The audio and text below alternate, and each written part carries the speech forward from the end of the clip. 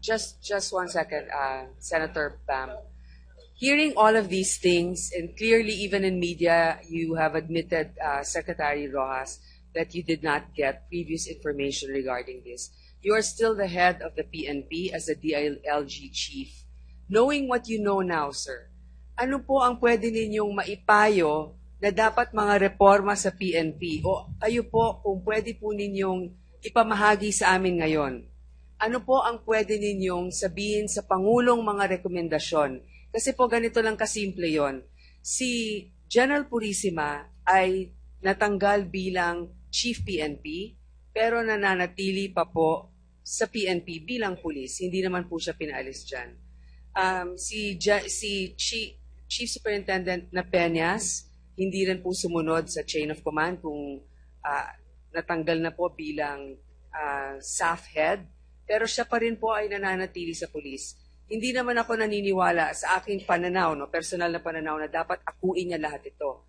Pero sa tingin ko po, dapat may rekomendasyon ang DILG dahil kayo po ang namumuno. Ano pong rekomendasyon ninyo para dito sa dalawang ito? Maraming salamat po. Malinaw sa akin, Madam Chair, na sa aking pakikipag-ugnayan sa aking counterpart, Secretary Bolz Gasmin, dumaan kami 21 araw sa Zamboanga Siege. Kasama kami ron, araw-araw. Pinagselosan pa nga siya ng misis ko. At pinagselosan din ako ng misis niya, Tita Rodi. Magkasama kami nung earthquake sa Bohol. Magkasama kami, munti kaming inanod doon sa Yolanda. Magkasama kami sa napakaraming mga operation at gawain.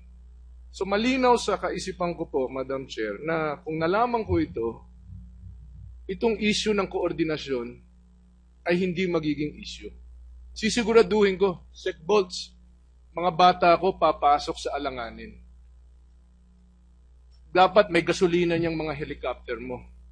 Dapat may gasolina niyang mga armored personnel o tangke o kung ano pa.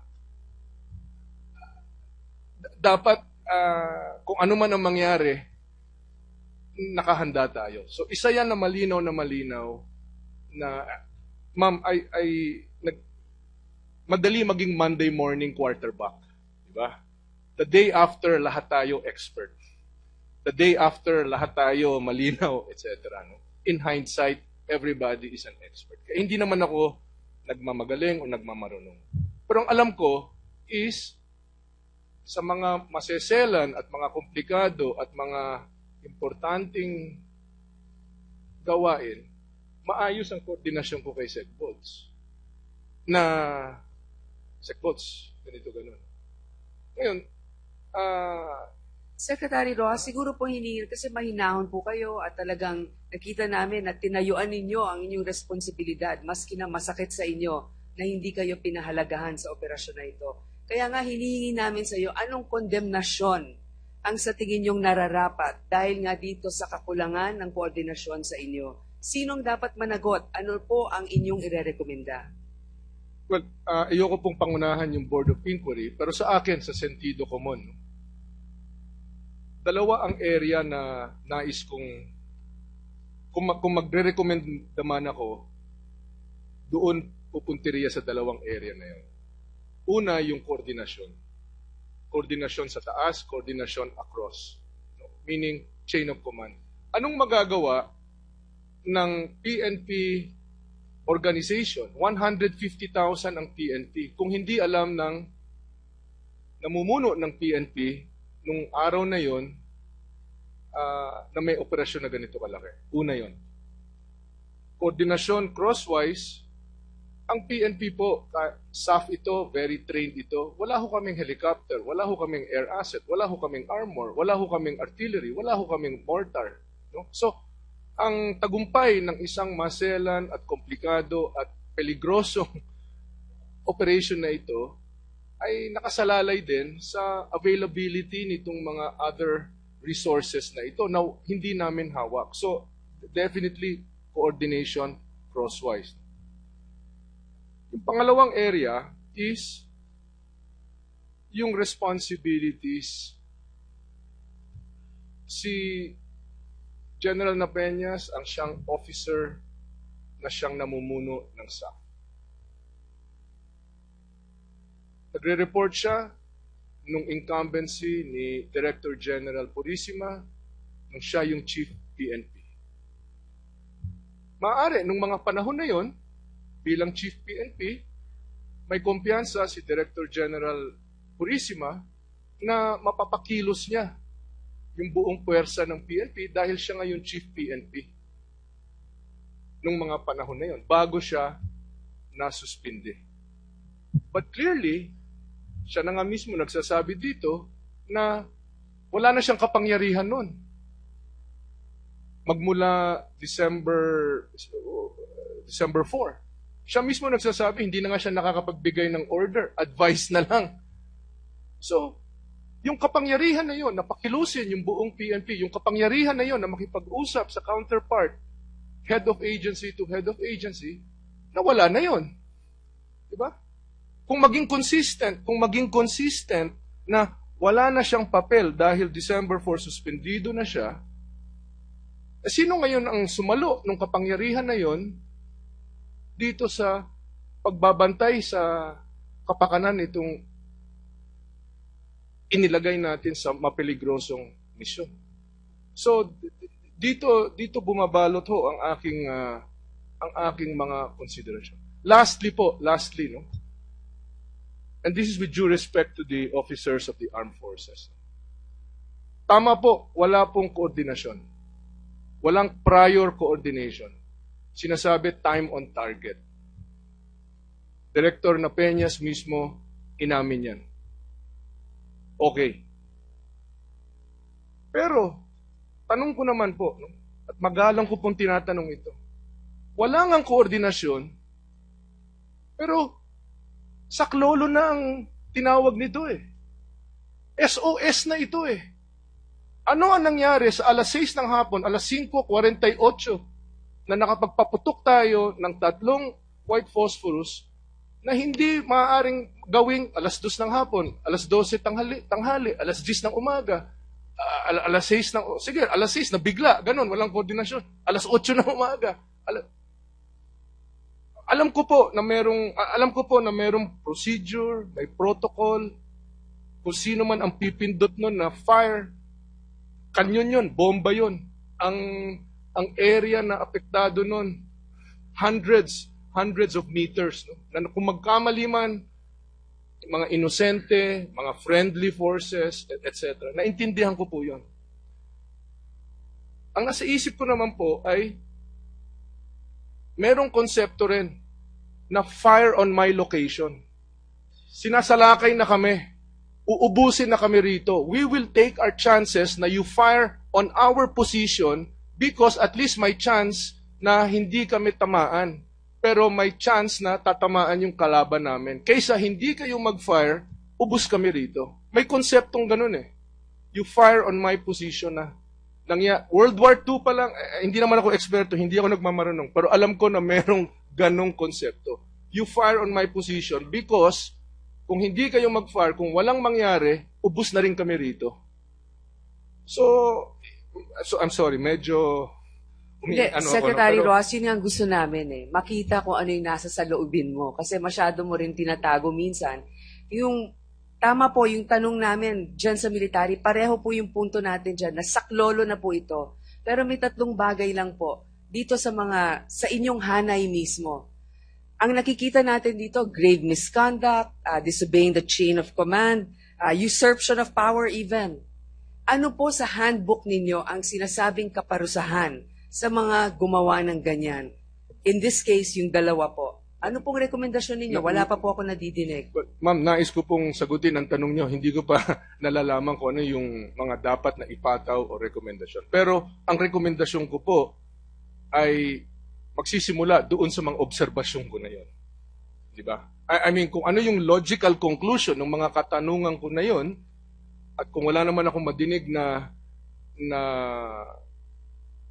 katanggap-tanggap na sagot, yung rekomendasyon ko ay patungo doon sa mga konsiderasyon na nasabi ko. Ano po yung konsiderasyon na yan? Just to summarize, na yung koordinasyon pataas at crosswise, both sa PNP and sa AFP, National Defense. Pangalawa, kung meron man operation na pinamumunuan ng Chief PNP, nung hindi na Chief PNP, si Director General Purisima, sino ngayon ang sumalo nun? Nagkaroon ng gap. Sino ngayon ang makakapagpakilos? Hindi na nga alam nung OIC, di ba? At pangatlo, doon naman po sa crosswise coordination, okay, walang coordination, hindi sinunod, etc. Saklolo na ito, SOS. So kung sakaling nangyari ulit ito, and by the way, no, binibring up ko ito dahil hindi ko po gusto magkaroon ng hidwaan or split or crack or in any way, any kind of mistrust sa pagitan ng police and AFP because ang concept nga is joint operation. At may mga, tulad nung nasabi ko po kahapon, hindi po natin maiiwasan na from time to time, may mga misyon na iaatas natin sa ating mga uniformadong hanay na mapeligroso. Hindi po natin nais na magkaroon sila ng pagduda. Papasok kami rito, ano kayang restback namin dito? Hindi po ito na nagsaserve ng warrant dito sa Pasay, sa Parañaque, o sa Metro Manila, o sa... Hindi po, no? Nasa gitna ho ito ng isang area na may mga armed force in the hundreds na hostile. So, hindi po natin nais na magkaroon ng any kind of doubt. And that is why napakahalaga po na malaman natin ito para maging klaro kung ano talaga ang maasahan. Opo, tatapusin ko na lang po to. Alam ko po you're very prudent and that's also a virtue. But I would like to ask, for the record lang, in this situation, General Espina, kung nakita po ninyo, yung mga nabanggit ko, hindi sumunod ng chain of command, misconduct, usurpation of power, kung ano man yan, ano po ang grounds doon sa inyong handbook? Dismissal ba yon? Dishonorable discharge? Yun lang naman ang tanong ko. Tapos pupunta tayo kay General Pangilinan, meron siyang idadagdag. Kung warranted po by findings, grave misconduct is dismissible as an offense. Oh, what do you lose? You lose your pension? Do you lose the honorable discharge? Dismissal from the service, yes. Kasama po yun. Oh, so we will await your inquiry results Yes. because then that will be part of the recommendation that your inquiry will take Yes, in ma'am. case. Okay, General Pangilinan, very... Yes, Your Honor. Gusto lang pong paglilinaw tungkol po doon sa katanungan ninyo na yung about SOS at ganoon din po sa kasagutan na gustong malaman ng ating pong Secretary ng DILG. Yung sinasabi po kanina ng 680 na nabasa ko po, na nagbigay sila ng grid coordinate ng tropa nila. Sa aking pong pagbasa at paghihimay-himay, pag inintindi po natin ito, walang urgency. They did not even, wala pong mention ng request for reinforcement. Ito lang po ay pagpapaalam na sila po ay naengkwentro. Maliwanag po, ulitin ko po, babasahin ko lang po, for the record. For, it is not even addressed to me. I was probably a forwarded message. But for the record, gusto ko lang pong basahin, Your Honors. Quote, for CPNP from DSAF na engage subtroops doon malapit Ilog 2 kilometers east o Barangay Tukalanipaw, given the goal Charlie, bandang gitna going to target sir. Wala po akong nabasang urgency rito because there was not a request for reinforcement. Pangalawa po, I do not know how many of them are operating. I do not even know kung gaano kalaki yung kalaban nila. It was only one grid coordinate. A grid coordinate, kung sasabihin po natin, kung pagbabasihan natin itong number na ito, is probably as big as this hole. Ito lamang po ang laki nito. So yung white phosphorus, pag pinasabog ba ninyo yan, pag hindi direct hit, hindi naman matatamaan, di ba? Ma'am, ulitin ko lang po. Opo. There was no request po or not even the fire, but not even a reinforcement. Wala pong request. Kaya nga po, ang ginawa ng inyo pong armed forces ay nagkalap pa po kami ng informasyon at at the same time, ang aking pong mga ground commanders ay niready ang available forces during that time. Sabihin, okay, ma'am. Sabihin natin na tama yung sinasabi mo. Ngunit hindi ba totoo that at 7:28, the commander of the 1st Mechanized Brigade sent to you a text message again on the same subject? Do you have a copy of the text message? Yes, Your Honor po. And can you read the text message? Yes, Your Honor. Ito po ang sinabi ng 1st Mechanized Brigade. Yes.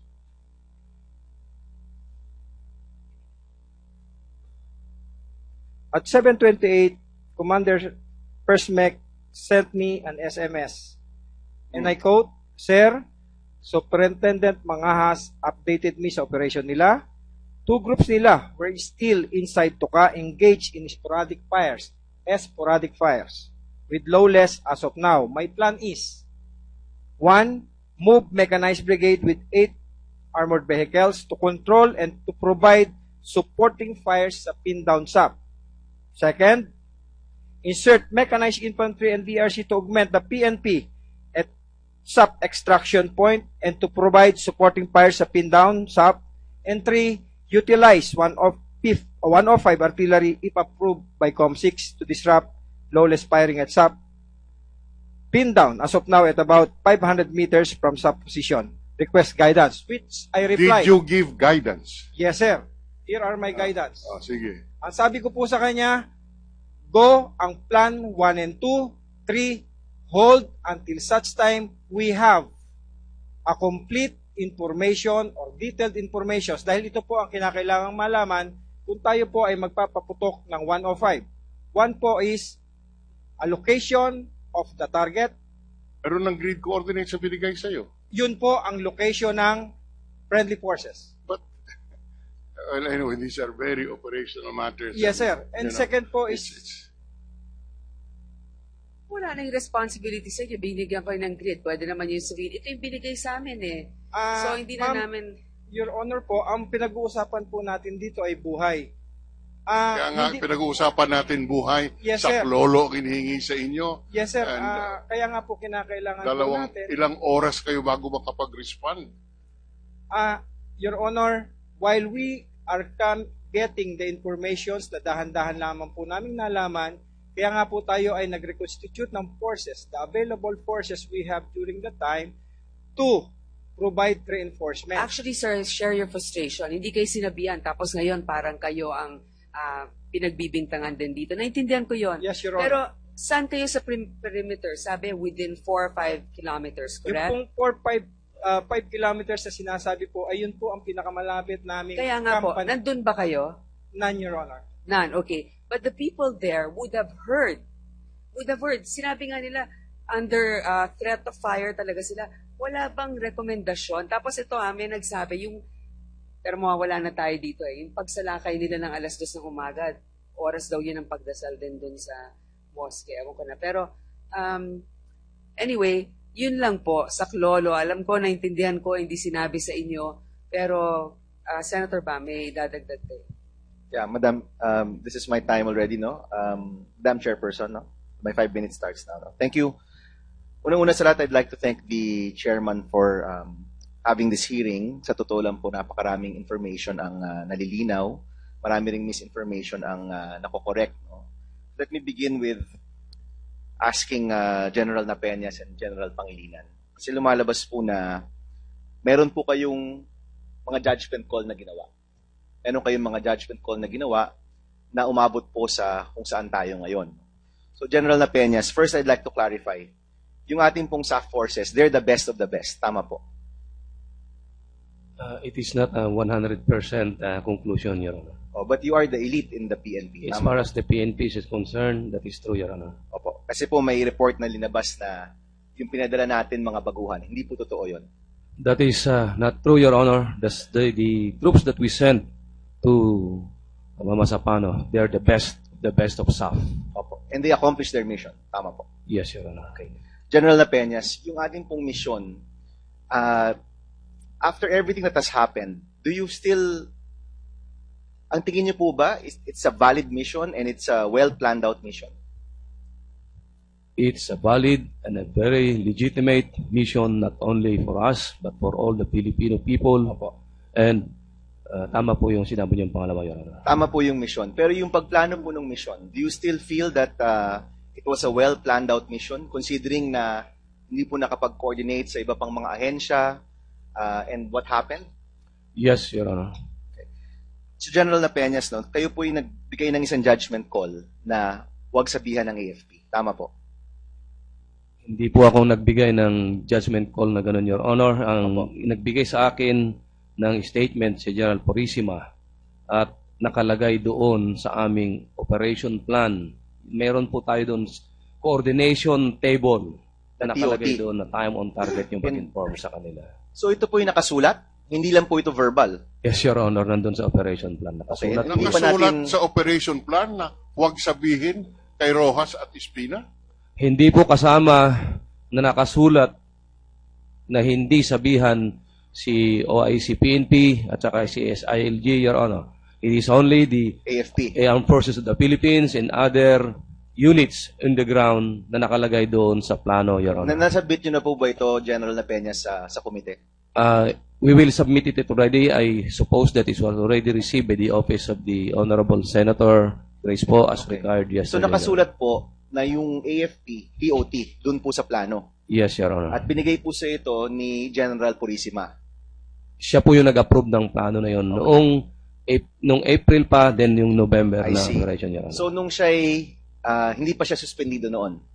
Okay. So throughout all of the operations po na ginawa ninyo, TOT ba lahat ng mga operation na yon or ito lang pong dulo yung TOT? Yeah, nag-umpisa ito din sa November, Your Honor, because of what happened nga, yung April na operations, na na-compromise yung operation namin dahil po yung coordination with the A6ID and Mechanized Brigade ay meron po yun yung April 25 na operation. They are supposed to provide us yung mechanized. However, nag-move on the way yung tropa namin. Suddenly, the 6ID commander tumawag through Police Chief Superintendent De Los Reyes, who was then in front of him. Si Police Chief Superintendent De Los Reyes tumawag sa akin na hindi magbibigay ng mechanized assets. Nasa sayo kung igo mo o hindi. Wherein nag-decide ako na i-abort yung mission dahil wala yung mechanized assets. So kumbaga, General, and nasabi niyo rin po ito kahapon, nung nakikipag-coordinate kayo sa AFP, hindi natutuloy yung OPLAN. Pero nung ngayon pong hindi kayo nag-coordinate, doon niyo po nakuha si Marwan. That's true, Your Honor. So, ngayon po na nangyari na po yung nangyari, do you still stand by that lack of coordination na tama lang po na TOT yung ating AFP? Do you still stand by that? Or ngayon po na nag-uusap na po tayo ngayon, may 44 po tayong mga kapatid na namatay, do you feel na dapat nakipag-coordinate na lang kayo sa AFP? I stand with that, Your Honor, because that has been deliberated accordingly during the preparations of the plan and during the time that we are doing the mission planning because of so many reasons that if we do coordination prior to the AFP, we will be compromising the operations again. Okay, yun po yung masabi ho nating first judgment, no, na ngayon po pinag-uusapan po natin. Yung pangalawa po ay yung pagtulong ng AFP, no. And I'd like to ask General Pangilinan. Ngayon po, no, pinag-uusapan po natin, pakiramdam po ng ibang mga resource speakers po natin na hindi naging sapat yung tulong po ng AFP. Pagdating po sa boots on the ground, nakapagtulong naman po kayo. Tama po? Yes, Your Honor. Ito yung sinabi niyong, I approve 1 and 2 but not number 3. Actually, I did not say I did not approve but rather hold Okay, pero hindi rin ho natuloy, no, yung number 3. because there was no request after that. Okay.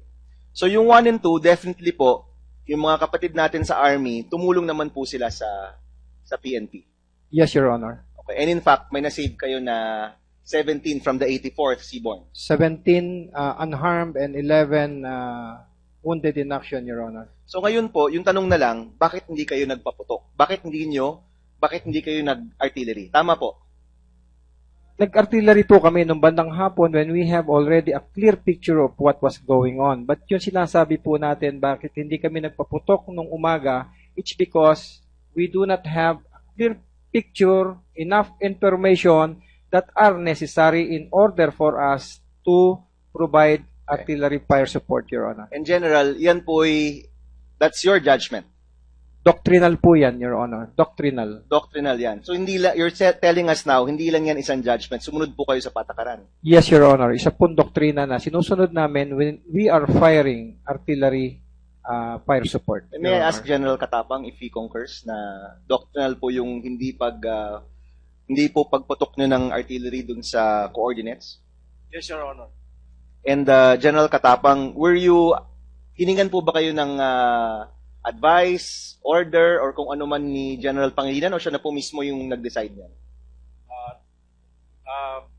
There's no need for me to be asked because there's a ground commander, the Opo. person of General Guerrero, who is his immediate... Sorry po, si General Guerrero, hiningan po ba kayo ng advice o ng order ni General Pangilinan pagdating sa artillery fire? Madam Chair, Your Honor, the guidance I gave when I was informed by the OIC of the Philippine National Police about the encounter of the Philippine National Police Special Action Force is for General Pangilinan being the division commander on the ground to provide support. Opo. At kumbaga po, sinabi nyo, provide support, and then General Pangilinan, nag-decide ka, ito yung support na ibibigay ko, pero itong isa, dahil wala pang impormasyon, hindi ko muna ibibigay. Yes, Your Honor. And you do not regret that judgment or decision on your part. Hindi po kayo nagsisisi na hindi nyo po naibigay yung pangatlong hiling po ng ating SAF forces. I am not, Your Honor. Okay. General Napeñas, alam po ba nung mga SAF forces na walang coordination sa AFP? Alam po ng mga tao natin, kasama doon sa mission planning, yung mga commanders, kaya alam nila ang coordination sa Armed Forces of the Philippines, time on target, Your Honor. Hindi nyo po naisip na pag walang coordination, that the risk will be so high na mahirap tayong ma-extract dun sa lugar? Or you consider that dun po sa pagpaplano? Na-consider po, Your Honor, but we bank on the statement nga po ni Police Director General Purisima that he will take care of the coordination kay General Katapang. Oh, so you're saying that you expected meron ng coordination? Or, sorry nako-confuse po ako. Did you expect that there was coordination through General Purisima? Or ang expectation po ninyo, alam lang nila ng TOT? I cannot answer yung coordination ni General Purisima kay General Katapang, Your Honor. Okay. General Purisima, anong klaseng coordination po yung nagawa niyo po kay General Katapang? Your Honor, on December 19, 2014, I facilitated a meeting of Director Napeñas, General Guerrero, General Pangilinan for a coordination meeting in Camp Aguinaldo. This is to trace out the possible operation. I did not participate in Opo. I'm not asking regarding your participation, pero pinag-meeting niyo po sila.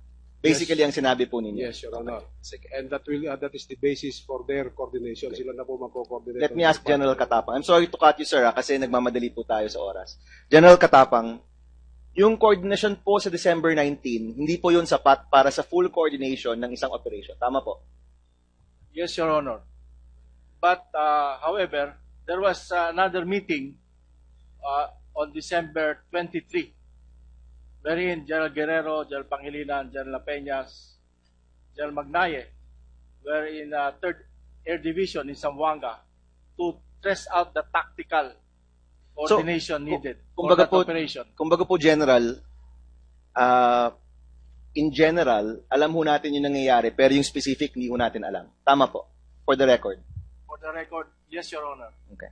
So palagay ko po yung dalawang judgment ng ating dalawang general dito is really put into question. General Napeñas, go ahead. Yes, Your Honor. I-clarify ko lang po yon. Yung December 19 that they were referring na may meeting doon sa JHQ AP, that was yung AP anniversary. Ang coordination doon, Your Honor, is the use of precision-guided bomb. Okay. At nung pumunta kami doon sa Zamboanga, only to find out na wala naman palang ganun na gamit yung Air Force mismo kay General Magnaye. Hindi po yung operations on the ground, yung po ang gagamitin doon sa mission na yon.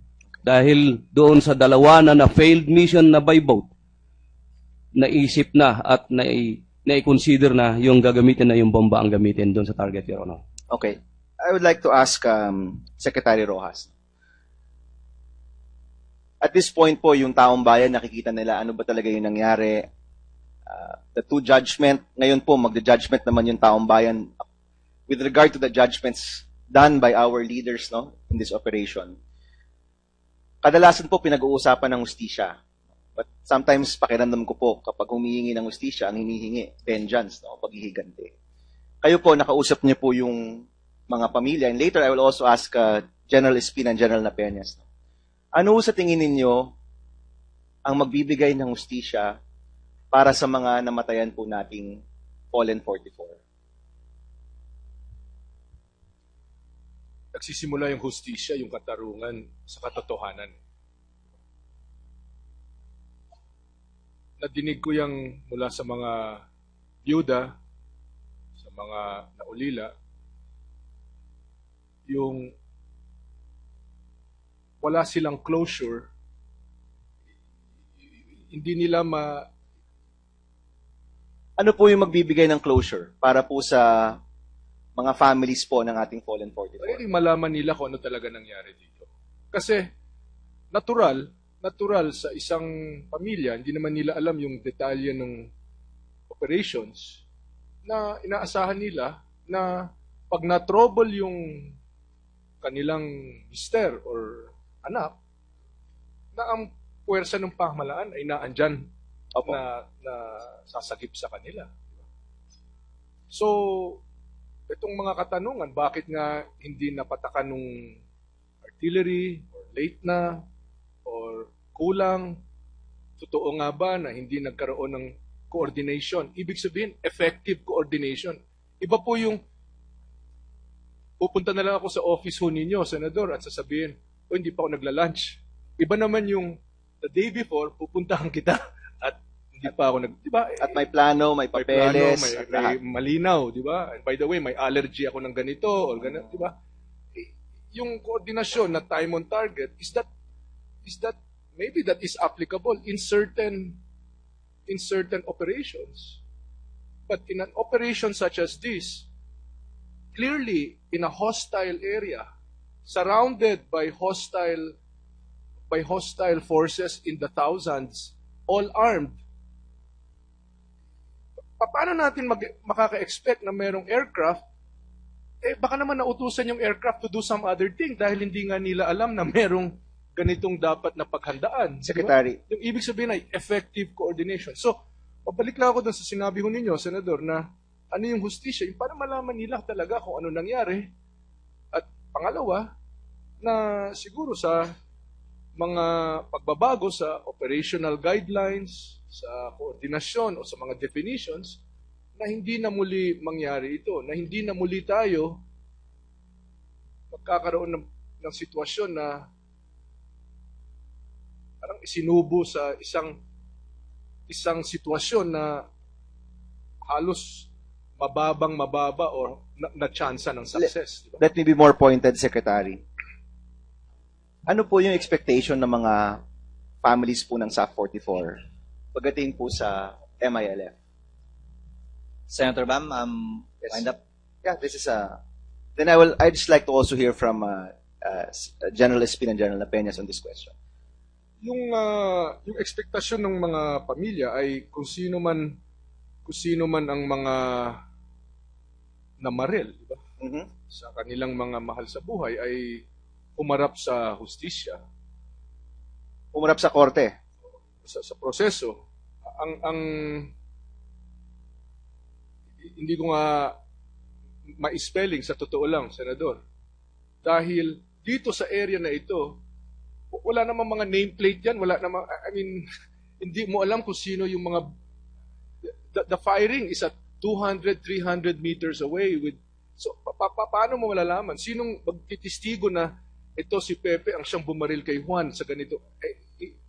Wala kang masosok. So, but I can understand na yun ang kanilang damdamin, but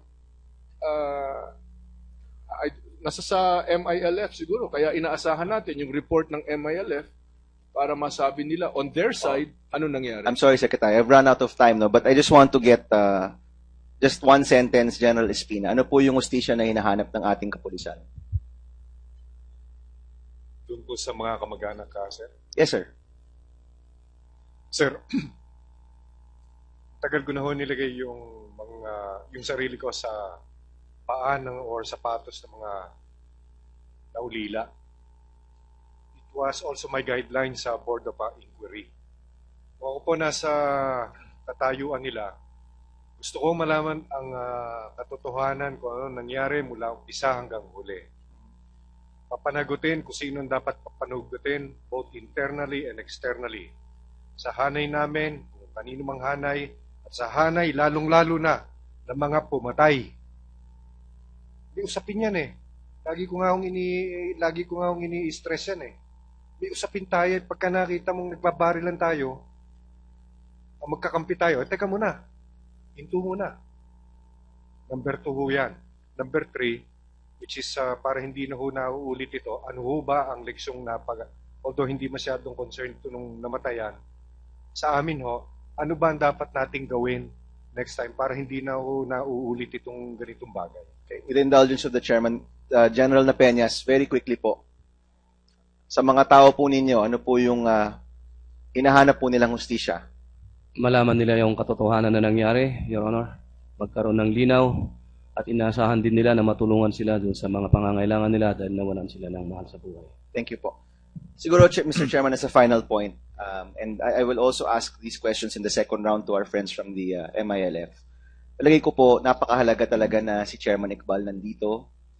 In fact, imumungkahi ko po sa inyo, kung pwede nyo, magtanong na ho kayo ngayon. Para before we end, we usually end before 3 o'clock. Sana po may balita na kayo kung kailan sila pupunta dito.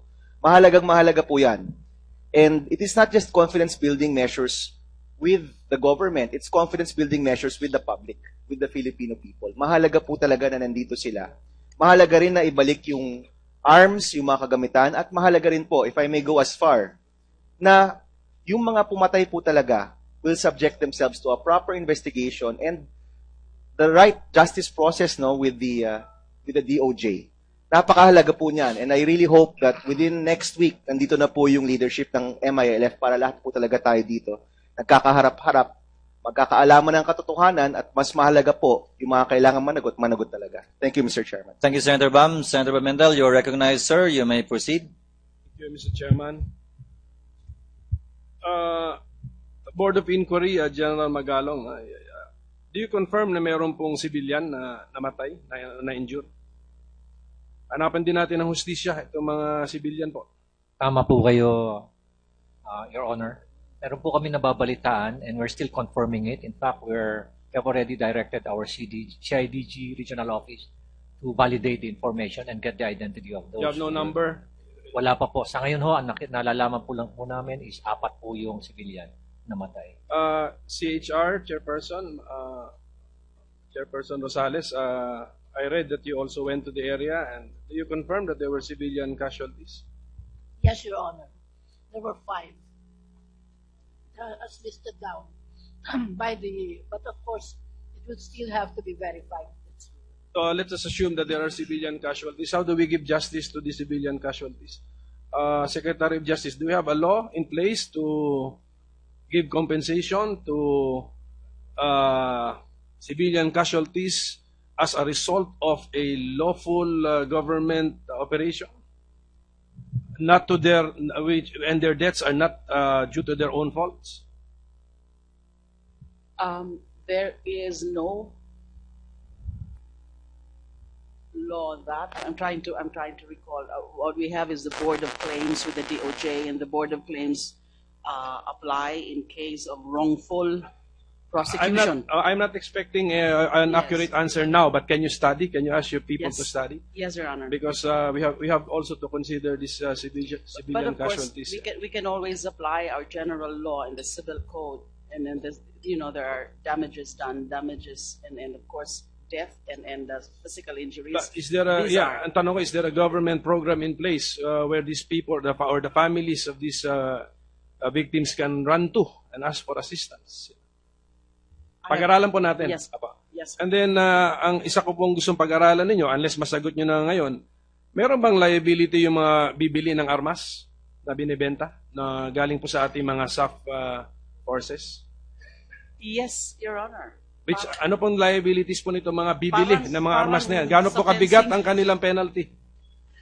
I don't know the penalty, but we can apply always the provision on the anti-fencing law, etc. And then we have If we need to study this, or if General Espina has an answer, can we announce this publicly?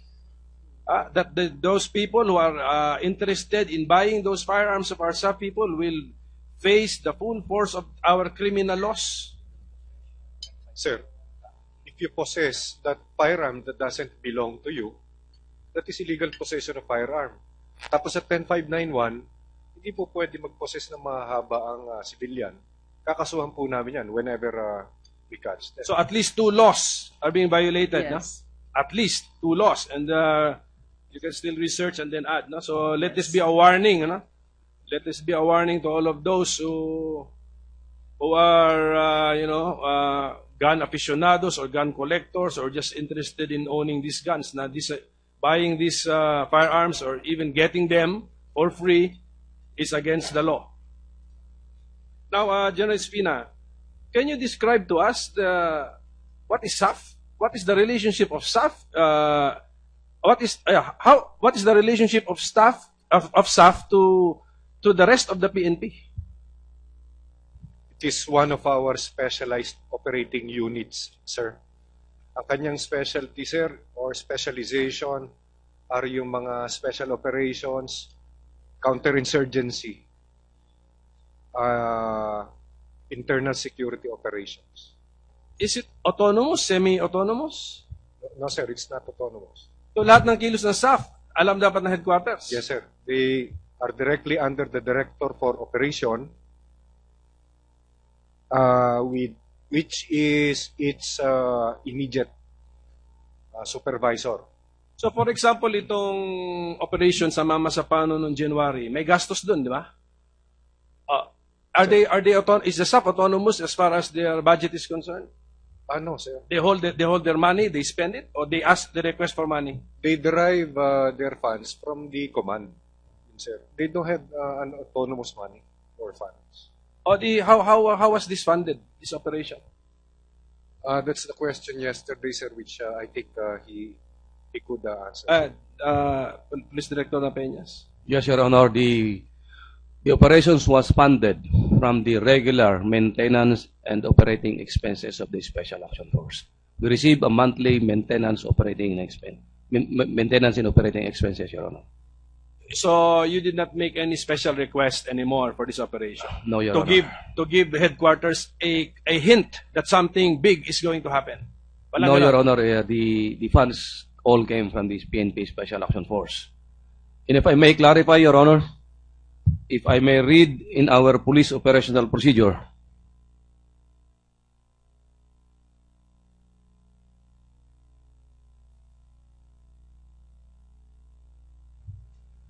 this is in Rule 4, Operational Procedures, Pre-Operational Clearance.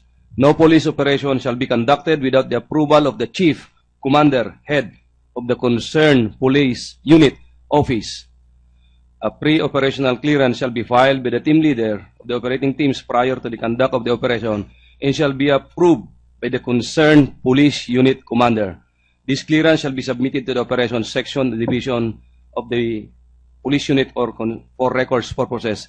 In this case, it was earlier mentioned already that the Special Action Force is a national support unit and I am the commander of this unit, sir. What is the significance of that national support unit? The Special Action Force can conduct operations inherent to its mission. Counterterrorism is an inherent mission of the unit, Your Honor. Yeah, on your own. Is that how you interpret that?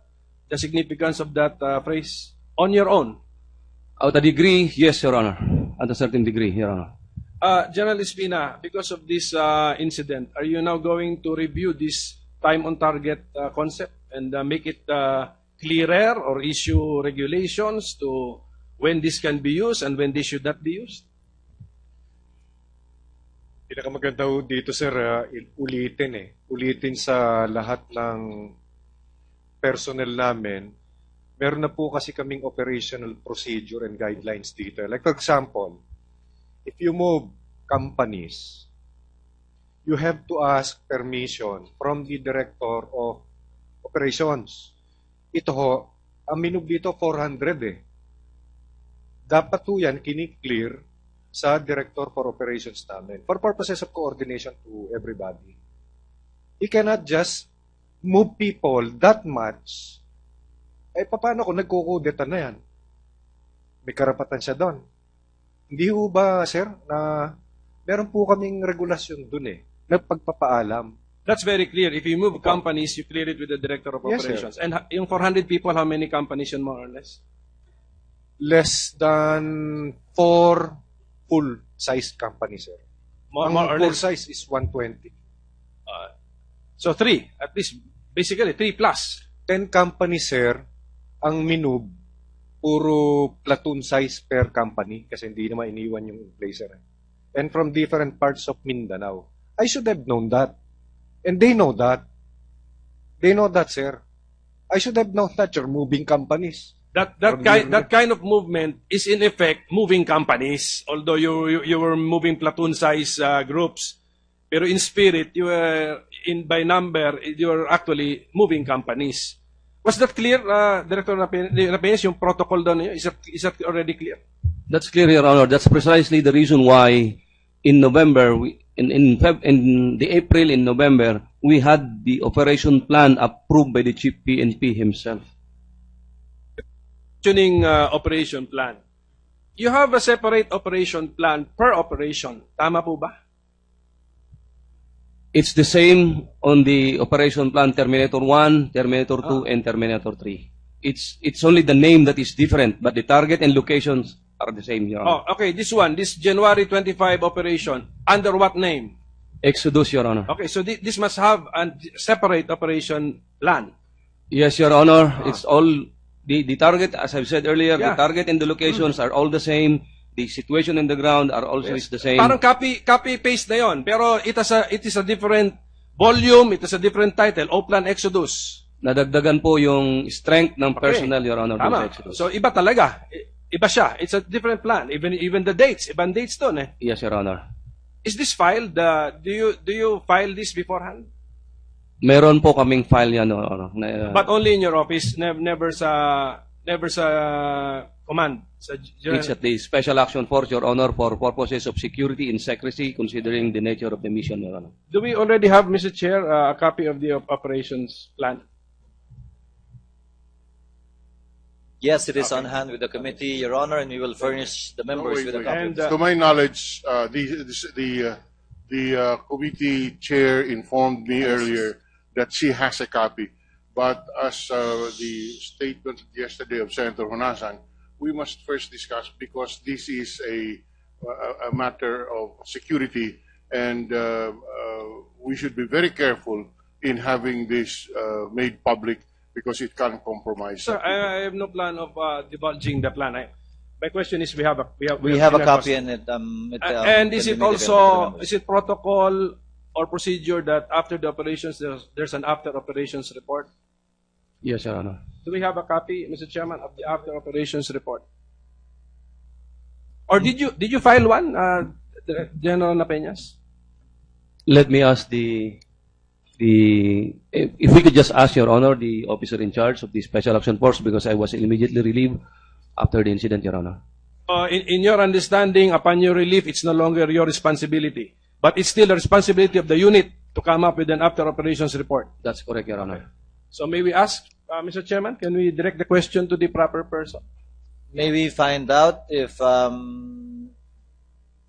the acting head or commander of staff is here? General Espina, would you know? Yes, sir, he's here. No, Litalino. No, would you know if an after operation report was submitted? Your Honor. We have a copy, sir. We have a copy. Yes, Your Honor. We just Okay. submitted a set of documents this morning. Yes, we got a copy this morning. That's all I want to know, that we have a copy. And of course, we can access it. We will not divulge it, the contents to the public, yes. General Napeñas, General Espina, we have signed comprehensive agreements, framework agreement between the GPH and the MILF. I am assuming that the AFP is very familiar with these documents. Is the PNP also familiar with these documents? Do you have an expert within the PNP organization that you can consult as far as these documents are concerned? Yes, sir, we have in the person of Director Ed Inging, focal person po namin in all the in this peace process. At least, I mean, yes, sir. We should also safely assume that the PNP is very familiar with the terms of these documents. Yes, sir, we are. Okay, the General Napeñas, in the revised joint AFP-PNP operational guidelines, familiar ka po rito, there are two terms, high value target and high priority target. May kaibahan ba yun? They are all in the same, Your Honor. And Marwan would be, basta interchangeable yung dalawa. Yes, Your Honor. You gave 2 mission updates in Malacanang? Yes, Your Honor. Anong dates po? That was in November 30 and January 9. And if I may clarify, Your Honor, when we went to Malacanang in those 2 occasions, I did not request that we will be the one to provide mission update, but instead, when we provided mission update to Police Director General Purisima, he was the one who brought us all the way to Malacanang to join him.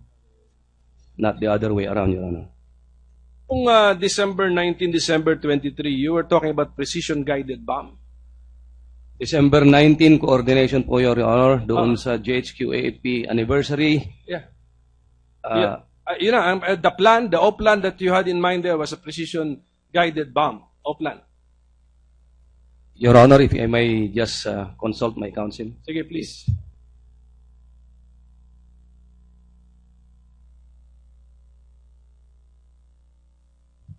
The precision-guided bomb, Your Honor, is something that we cannot just discuss in the open, and may I request that this was discussed in an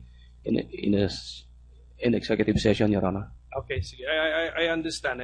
No, so for the record, when General Purisima arranged the meeting between PNP and AFP, the names being mentioned are Napeñas, Guerrero, Pangilinan. On the part of the PNP, you were the only one who followed, who attended because of the notice from General Purisima. Yes, Your Honor. Kasi gusto ko malaman who are However, the other. Your Honor, I would like to clarify also that I cannot remember if Police Senior Superintendent Mendez was able to catch up, but he's supposed to join us, but I cannot remember if he was able to catch up on time, Your Honor. But I want to know the names of the police officers who followed the instructions of the suspended PNP chief. Maybe you can ask them why they still followed the instructions from the suspended PNP chief. Anyway, last question na lang, Mr. Chairman, to address to the AFP. Don't we have a quick reaction force always in place, even for extraction? Your Honors, during the time that we were aware that there was already an ongoing firefight between the SAF and the lawless element in the area, kaya nga po nagkaroon ng 3 recommendation yung brigade commander. And yung pong naipadala nating tropa doon na 6 armored vehicles, a section of Division Recon Company, a team of EOD, yun lamang po ang available force natin during the time. Dahil po ang tropa natin ay nakakalat sa iba't ibang area. Hindi naman po lahat ng division ay nakafocus lang dito sa lugar na ito. We cover 4 provinces. 4 provinces ng buong division. So, during that time, yun lang po ang available forces that we can master. So, immediately po, is nag-reinforce tayo at pwede po ba ako magbigay ng paglilinaw kanina? Baka ma-misinterpret po ako doon sa kung pinagsisisihan ko yung desisyon na hindi magpaputok. Gusto ko lang pong linawin na kaya hindi po yun pinaputok dahil kulang po ang informasyon during the time. And kung siguro po ako ay nagpaputok, baka mas marami po tayong pagsisisihan sa mga sandaling ito. And how was Jana Katapang? I read a report quoting you that you mobilized for extraction of the people. What was did you have a plan how to do it in spite of the ongoing firefight? Sir, can I answer because I was the commander in the area? Ayun nga po ang ginawa nating pagpaplano. So, ang ginawa po ng brigade commander doon sa area was to call the attention of the leadership of the SAF to join him in his headquarters to plan out the extraction. In fact, it was the brigade commander who asked them to come to the brigade headquarters to plan out for the extraction because we do not know their plan, we do not know their locations, we do not know their targets. So yun po ang mga information na kinakailangan naming gawin o kinakailangan naming makuha in order for us to provide the necessary reinforcement. At yun po ang kulang during the time. Well, from the answer, General Pangilinan, you also tapped your regular people, so that means you don't have a quick reaction force even for extraction. Wala po, dahil hindi naman po talaga. kami nakapagplano ng extraction dahil hindi nga po namin alam yung kanilang plano. Siguro po, kung may coordination, probably I could have mustered more troops, I could have requested for aerial support kung nalaman ko lamang earlier yung kanilang plano. Thank you, Mr. Chairman. Thank you to all of our Thank you, resource persons. Senator Pimentel.